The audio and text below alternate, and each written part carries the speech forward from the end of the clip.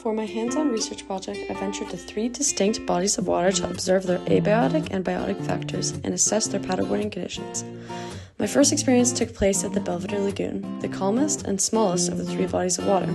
Having grown up paddleboarding here, I'm very familiar with its conditions, especially the best times to go out, which are typically early mornings or dusk when the water is still. On November 27th, I headed out at 11 a.m., a time when the wind was calm and the sun was out. I entered from my dock and paddled to the center of the lagoon. The lagoon's water was mostly clear, and I saw herons, mallards, and seaweed swimming beneath the surface. Paddleboarding was smooth and relaxing, and I even spotted sea otters playing in the water later that day. The experience was serene with minimal waves and wind, making it an ideal setting for both observation and paddleboarding.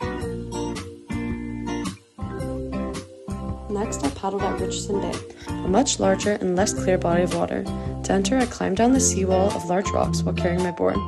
Before heading out, I checked the tides and weather to ensure the best conditions. I chose a high tide on December 1st around 10 a.m., hoping to avoid the outgoing ebb tide and make entry easier. Unlike the lagoon, Richardson Bay had more waves and less visibility. The waves made balancing more difficult and filming as well, so instead I was filmed from shore as I left and came back. But it was still an enjoyable experience, as I saw a variety of seabirds including seagulls, ducks, and herons. After about 30 minutes of paddling, I made my way back to the shore, where I carefully climbed up with my board, mindful of sharp debris scattered across the rocks. The strong waves and currents in Richardson Bay made it a more physically demanding experience compared to the stillness of Belvedere Lagoon. The final location was Belvedere Cove, which presented the most challenging conditions of all. I went there right after leaving Richardson Bay, about 30 minutes later, trying to catch the best conditions before the ebb tide hit its lowest point.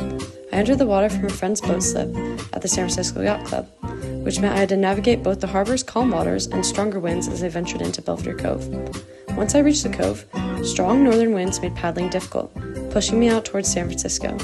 Once I was in the cove, to make things more challenging, the currents were powerful, and the tide quickly began to pull me away from the shore. At times, the instability of my board made filming challenging, and I had to work hard against the current to return to the harbor. On my way back, I nearly collided with a seawall, but managed to regain balance and continue paddling. Despite the challenges, I enjoyed the natural beauty of the cove, the many seabirds I saw, and the stunning views of the San Francisco skyline. Each of the 3 locations offered a unique hands-on experience in paddleboarding that renewed my love and appreciation for both stand-up paddleboarding and the marine life we are lucky to explore.